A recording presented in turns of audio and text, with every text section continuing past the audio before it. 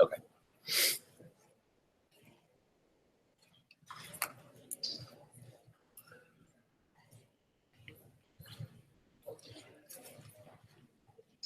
Good morning.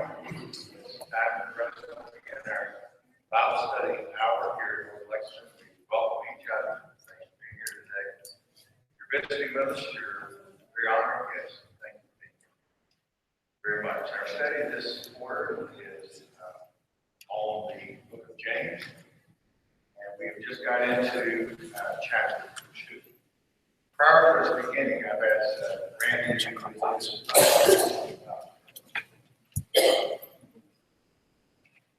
Mighty God, Heavenly Father, we are so thankful for this opportunity to be that's the opportunity. So such to serve you, obey your commands as you have instructed us to do so. Father, we're thankful that we can engage in the study of the book of James. We can learn from his writings, his instructions, which are yours. Pray that you'll be with David as he presents his lessons. We will each be attentive. We will each take part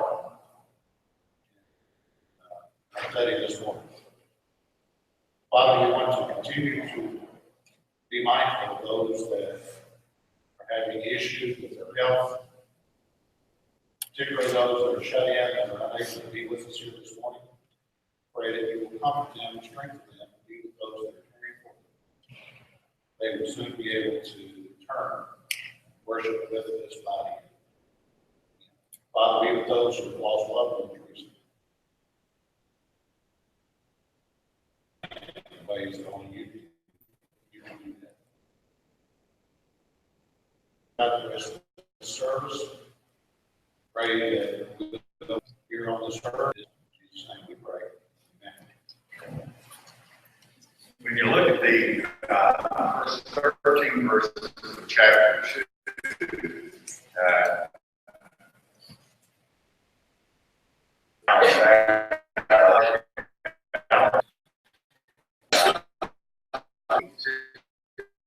verses 1 and 2,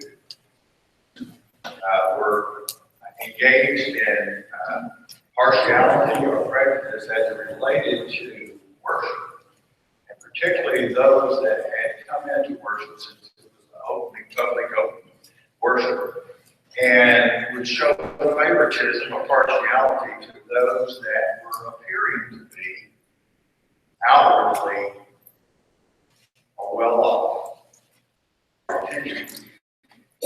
versus those that may not give that same appearance. So this is the problem that they were engaged in. And this is the thing that we're talking about for the first 13 verses.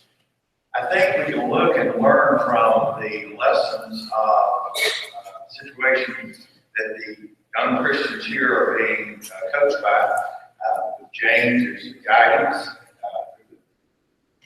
And we can probably make application today if it's relevant to us in this discussion what we're talking about here.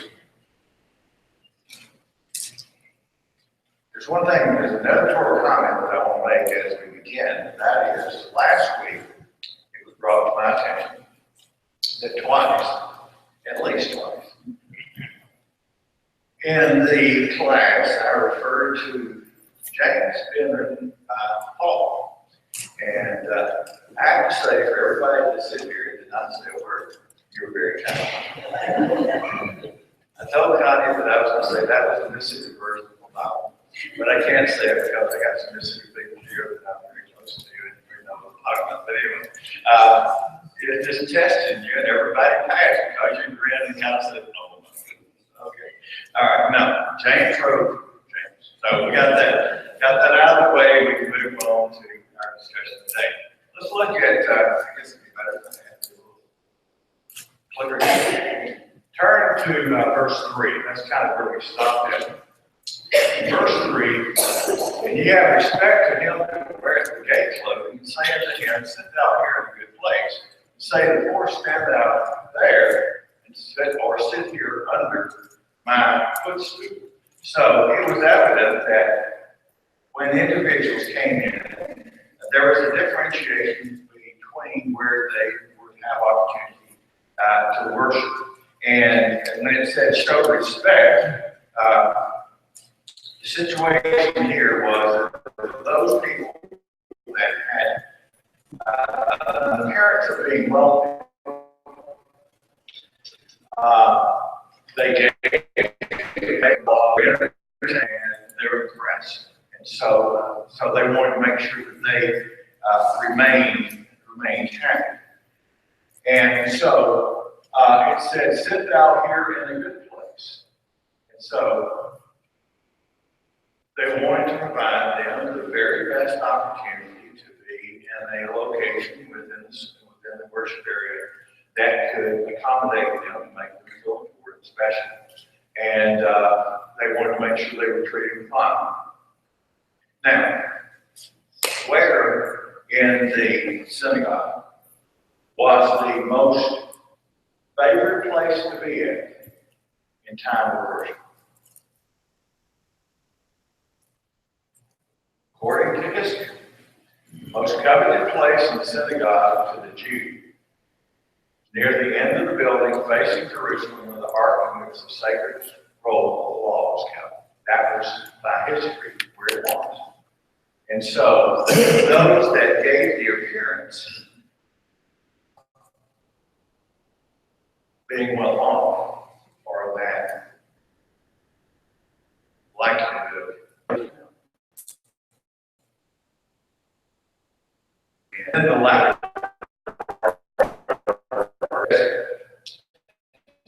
to the poor stand out there, my footstool. And so, obviously, what they were trying to do is because of that outward appearance. And again, this is what we're talking about.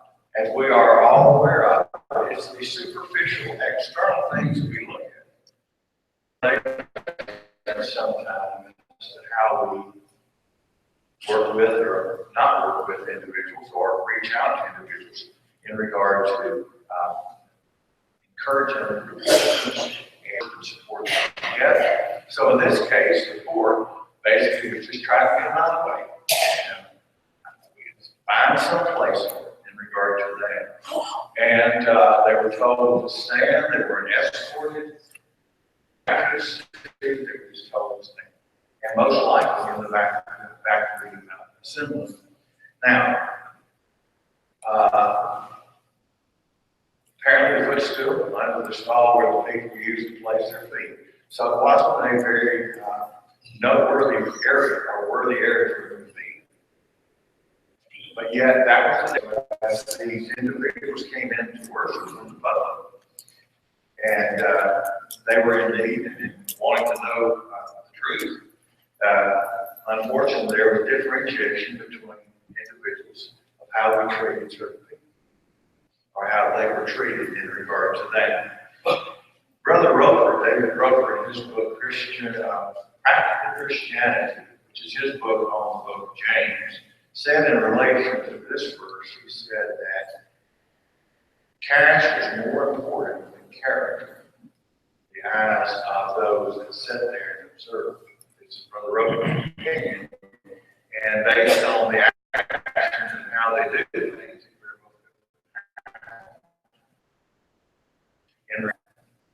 Now,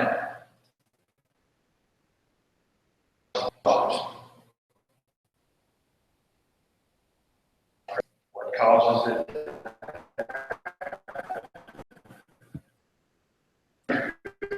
Is any term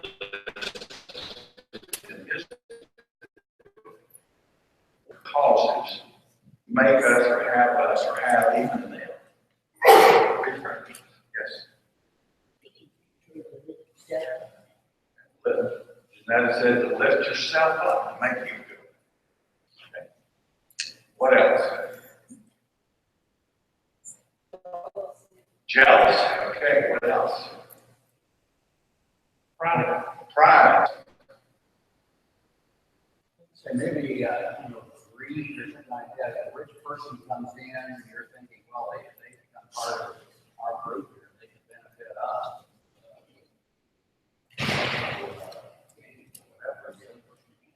Exactly right. Greed. Okay. What else? Part of the thinking sometimes maybe this person can do more for the Lord. Okay. They're more for More for the Lord.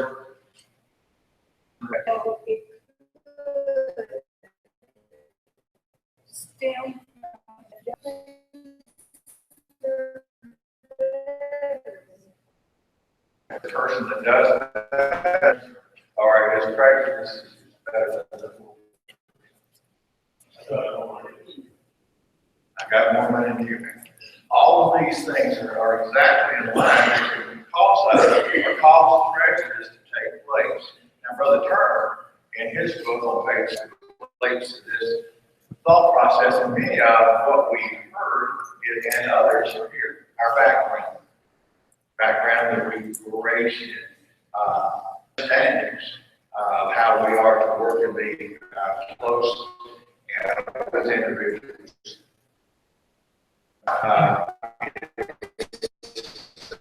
Comes from evil thinking, our indoctrination, our fear, bad experience, hasty reactions. Our enemy, who's Satan, causes us to sin. And our blindness to what is actually taught. These are a lot of things that we see here. And our ignorance. So these are a few that Brother Turner listed as causes. That any of these can cause us to make poor judgments as it relates to the real internal reasons for people, what they're there, what they're wanting to do, instead of the superficial external stuff. Now, respect a person is wrong in a sense. It's wrong mainly because it's inconsistent with the Christian faith and the glory of Christ.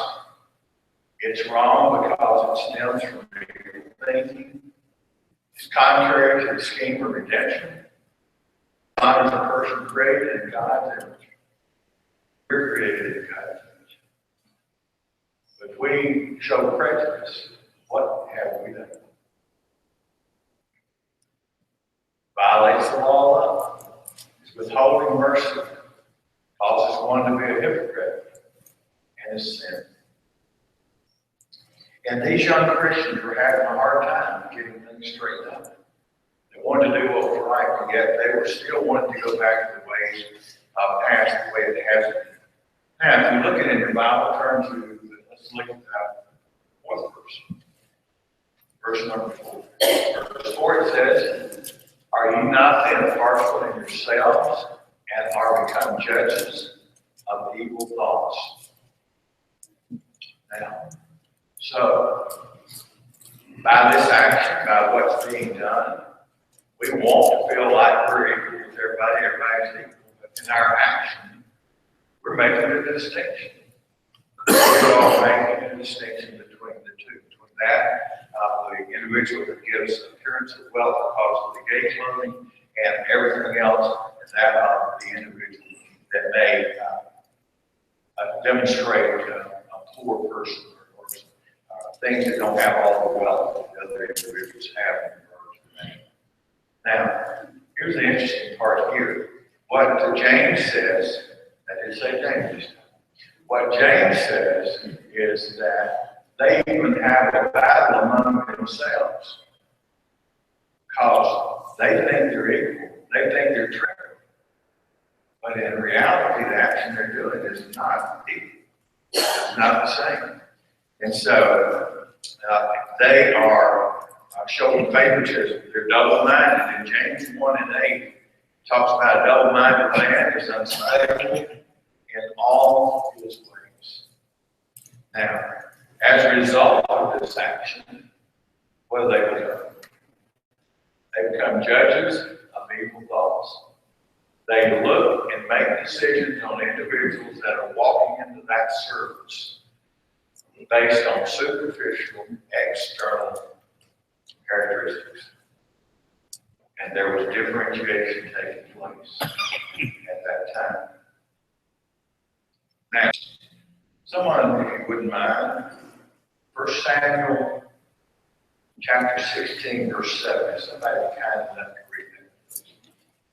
1 Samuel 16, verse 7. It has a very interesting discussion here about the Lord and how he treated it regarding that area. Someone read it, we can get this 1 Samuel.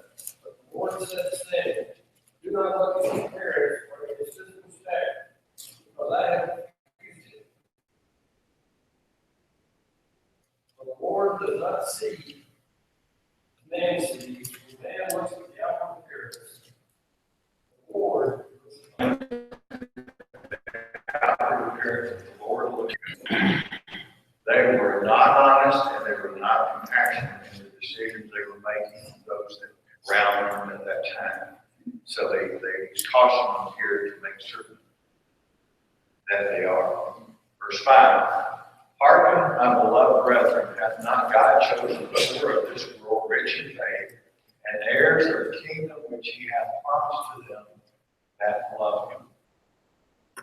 So, John desires to tell them the truth and help them. He's wanting to really help them. James is really wanting to help them in doing and correcting this area as they're growing in Christian faith. He says, hearken. He says, hear my attention. Pay attention. Now, this is very important because what has he just said? He just got all over them for doing something incorrect. Now he wants to address them in a very tender and loving manner to say, hey, we can get it corrected, we can get our thoughts in the right way, we can live according to what we need to live and how we're individuals. Now, interesting is in the latter part of this verse, there are 3 reasons given to accept the materially poor. 3 reasons given, and we'll look at each one of those as we dig deeper into this verse. Mark chapter 12, verse 37. Mark 12, 37. Someone read that, please.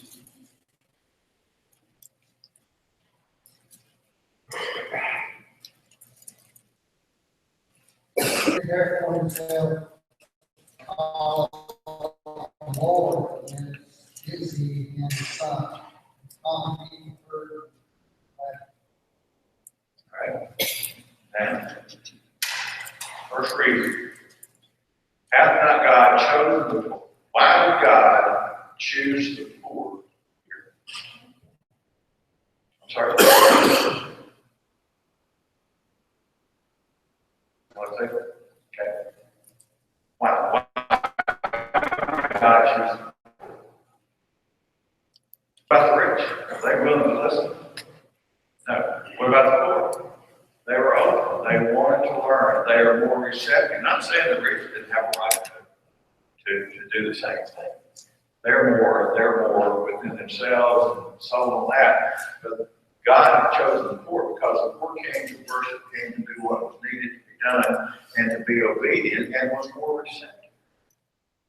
And so there's part of it right there. You see the verse in 1 Thessalonians chapter 2 that you have later to look at in regard to that. So they're much more receptive in relation to those areas there. The poor will be the possessions or blessings of obviously the kingdom. So they were here, they were going to be obedient, and they were going to follow in regard to that. Reason number 2, the poor of the world, the poor of this world will be rich in faith. They'll be rich in faith. They'll accept the truth as a result of accepting the truth and following Christ. Maybe physically no, but spiritually they're going to be abundantly blessed and rich in the faith. So this is part of what we're talking about as we taking a look to this here. Simple.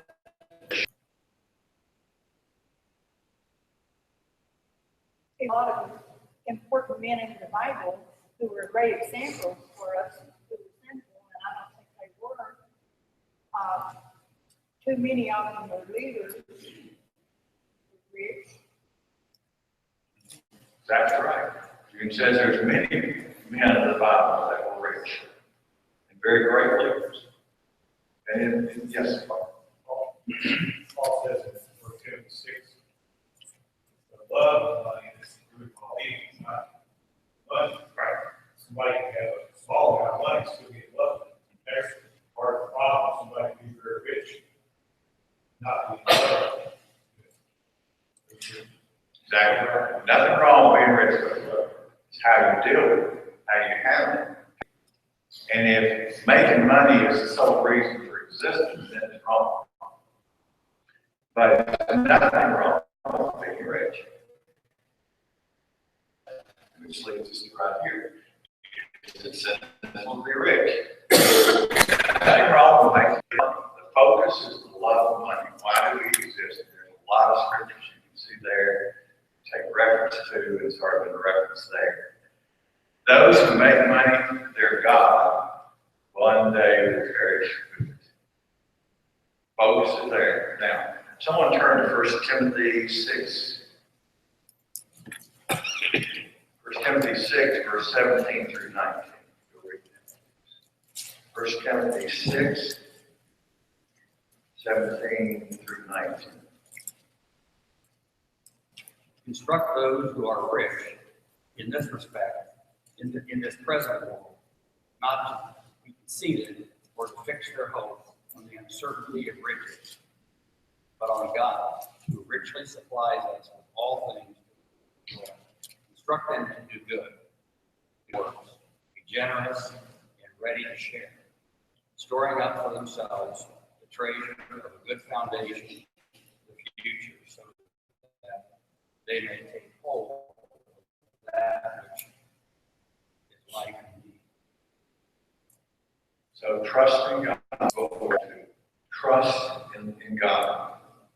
Philippians 3:18. Someone read that one, please. Philippians 3:18.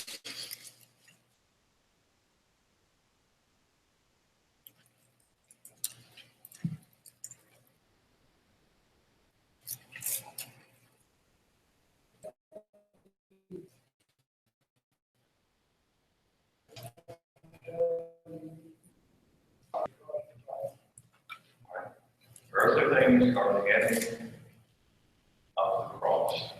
Matthew 6, 19 and 20. Matthew 6, 19 and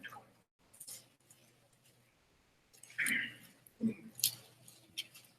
Not lay up yourself treasure on earth, where moth and rust destroys, and where thieves break in and steal. But lay up yourself treasure in heaven, where neither moth and rust destroys, and where your treasure is, there your heart will be also. Exactly right. Lay up the treasures in heaven. Now, is it possible? Here's some thoughts. It's the same throw them. Is it possible to be poor in this world and rich in the next? Is it possible to be rich in this world and poor in the next? There's that mindset. Third, being poor in both worlds. Yep. And fourth, is it possible to be rich in both? That's the target that we're wanting to work towards. We want to do. We can be rich in the spiritual blessings. We may not have a lot materially, but we are rich in blessings. We want to be rich in this world and be rich in eternity. So those are some thoughts that we ponder as we're looking at it there.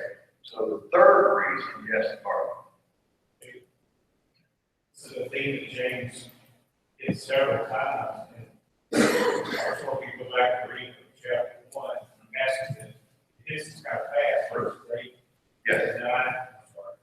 19 left. If you go back and read it in this context, it's a lot more powerful. And it says, let the lowly brother glory in his exaltation, but the rich in his humiliation, because as a flower of the field, he will pass away. So the rich brother can glory in the Lord because he's exalted as a Christian. It doesn't matter about his physical circumstances. But the rich brother needs to glory in his humiliation. He's got to be humble and wait for Christ. And those rich they fade away really fast. That's the passage we need for. I think we have to reach out to go back and look at it. I agree with that. You read it in chapter 1, we understand it to some, now we're talking about this, it said, I mean, it drives right home in regard to that. Other comments, yes, John? I can say, the encounter rich young ruler explains that, rich use the example of going through the eyes of Jesus. It's not that the rich cannot be poor, it's they are sinful to be rich. It's just a lot more difficult because of the temptation. I think that being rich, obviously,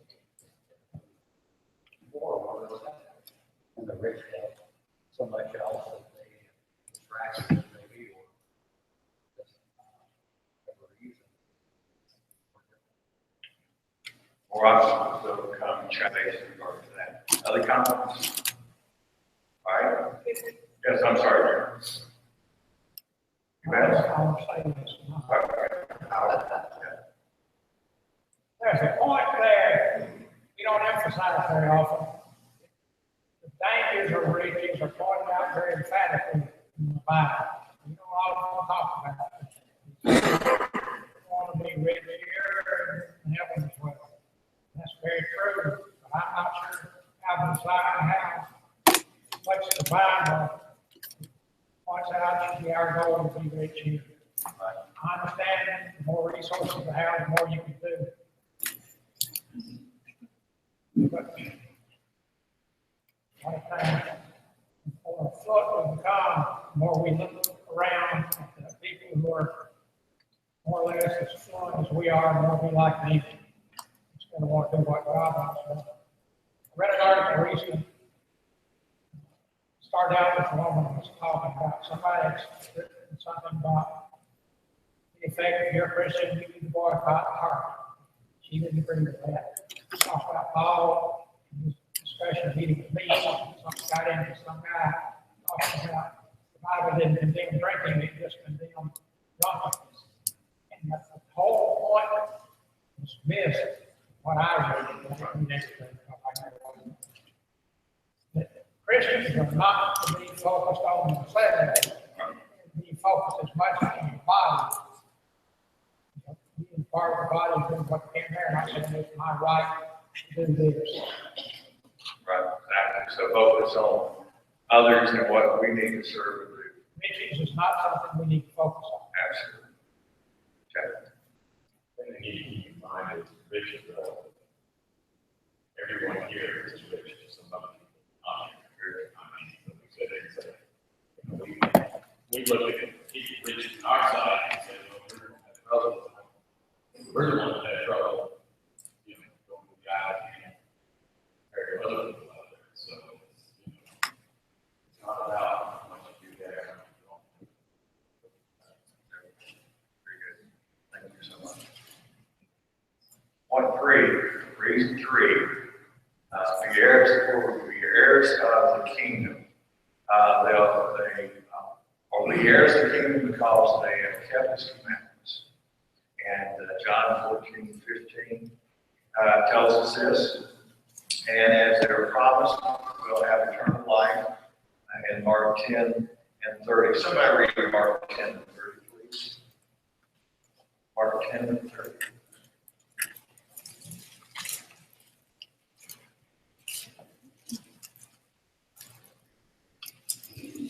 Who shall not receive a hundredfold now this time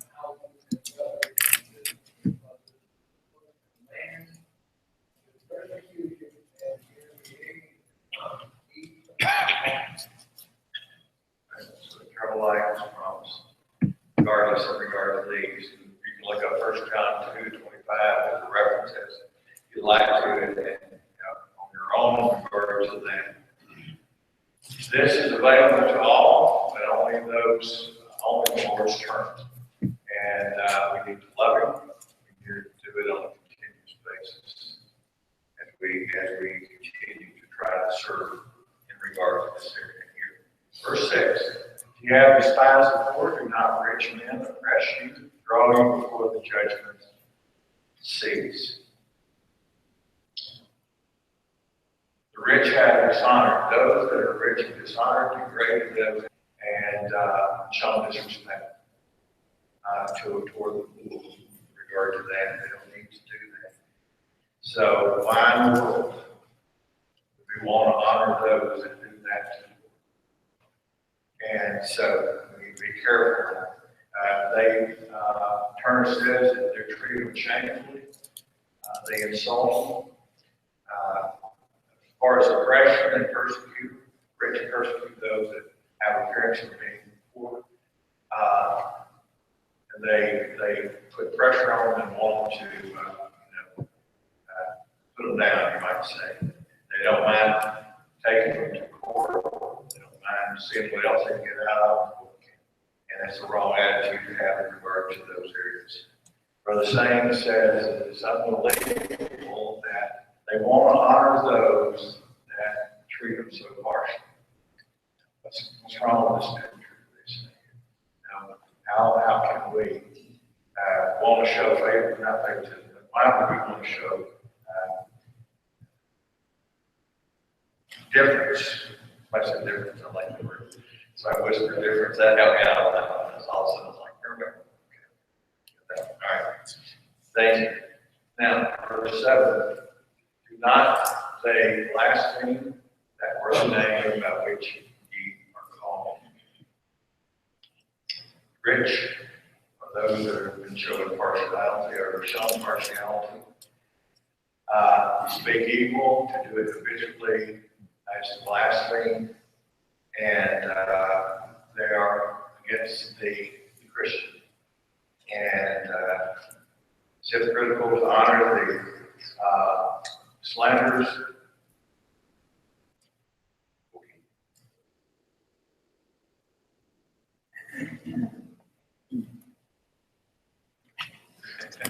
There we go. It just showed up. It came from another person. All right. Okay. Oh, there. Thank you. Okay. Hypocritical to honor the slanderers of God's land and man's faith. Now, someone would be kind enough to turn over to Jeremiah 14, verse 9. Jeremiah 14, verse 9. If somebody, while they were doing that, returned to Amos 9, verse 12. If someone would be kind enough to turn to 2 Chronicles 6:33. So if someone has Jeremiah 14:9, you can be kind enough to read that. Why are you like a man who's made, like a mighty man, and not say, if you are in our midst, and we are called by your name, do not forsake us. So Israel at various times are called by the name of the Lord. All right? Now, Amos 9:12. Someone read that one, please. Amos 9:12.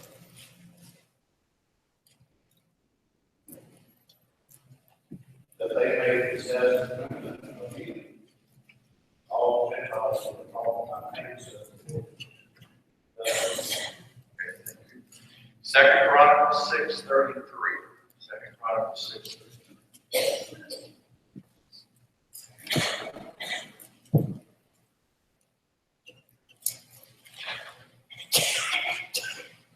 2 Chronicles 6:33.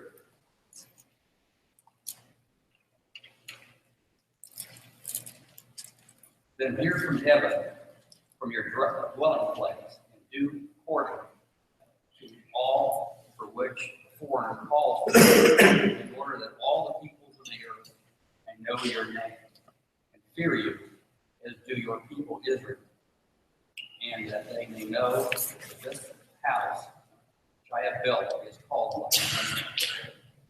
Although they regard to that area. One of the most interesting parts of leading a class for me, or even a presentation or a lecture for me, and I guess it's probably my biggest challenge. That is when I ask someone to read something or do something, be quiet, not say a word. You gotta remember, I've been selling for 30-something years. For a salesman to be quiet for 30 seconds is not long. So it makes me bite my tongue to be quiet until somebody helps me out and comes through. So for all of you that are participating, we have that silence. I appreciate you reaching out and helping me to be able to move forward in regard to that. Yes, sir. One of the motivations for them to show partiality, other than the fact, here comes someone in who mistreats us. You don't want to offend them. We want to lessen our persecution, our difficulties. So we'll show favor to them for our own selfish interests. Intimidation, fear of intimidation. Is that what you're saying? Afraid that it'll be worse if they don't recognize us? Right. An opportunity to lessen instead of increase. Yes. Exactly right. Yes. One of the most impressive things to me about James, he never once claims his status as the Lord's brother. When he talks about his subject, partiality, it's better than his personality. I have certain credentials because I'm the Lord's brother, because Mary was my mother, or anything like that. In fact, he's exactly opposite of what you really expect. I know this is talking about, we also compare this to, more spiritual minded and ability to take spiritually and doctrinally that spiritual and preferences that we show that we know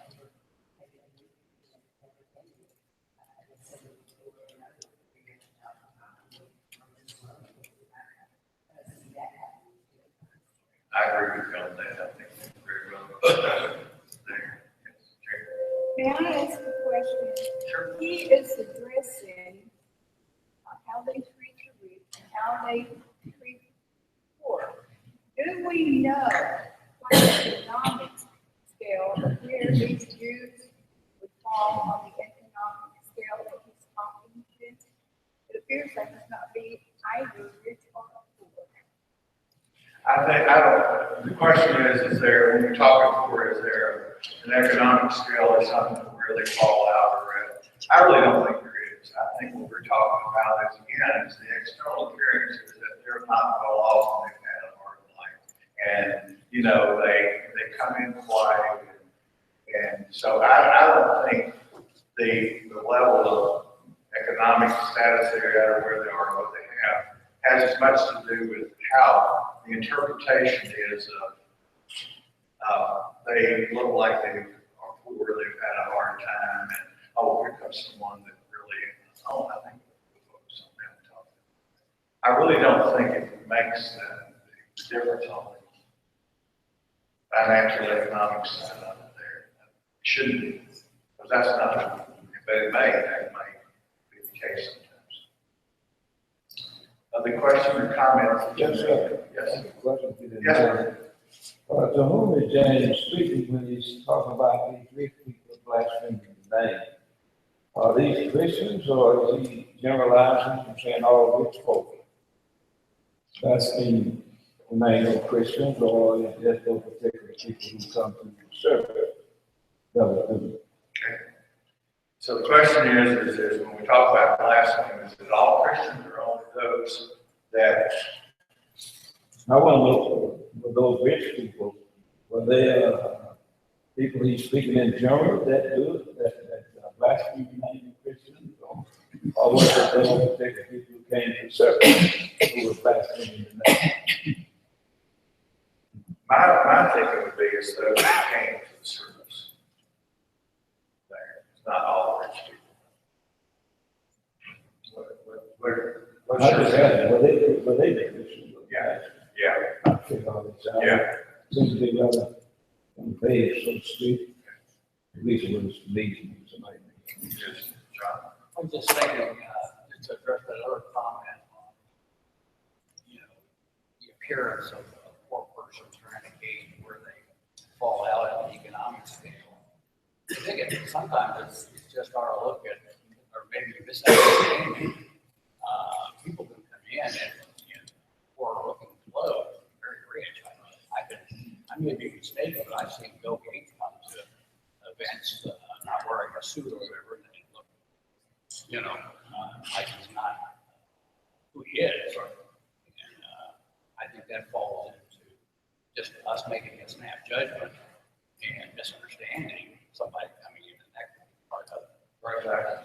But then also what we're still doing is looking at those superficial external factors and making a rash judgment based on that.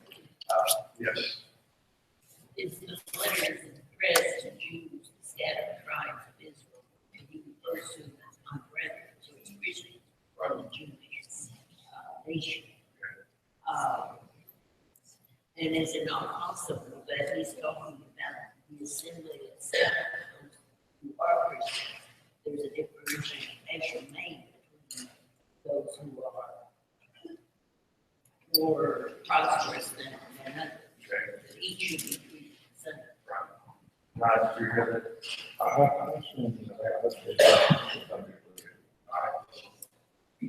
All right, we'll work on that. Sounds to me like he's talking about a visitor versus a brother, but the principle would apply the same. Exactly what it's really. Other questions, comments we have? All right, we will probably got about a minute. I said that last week, around about 15 seconds after the comments. So we got a little bit of time. We'll stand dismissed and that'll give you a week to answer John's questions. So it's that perfect time here. I can go solve that for a week and then I come back and have an answer. Okay.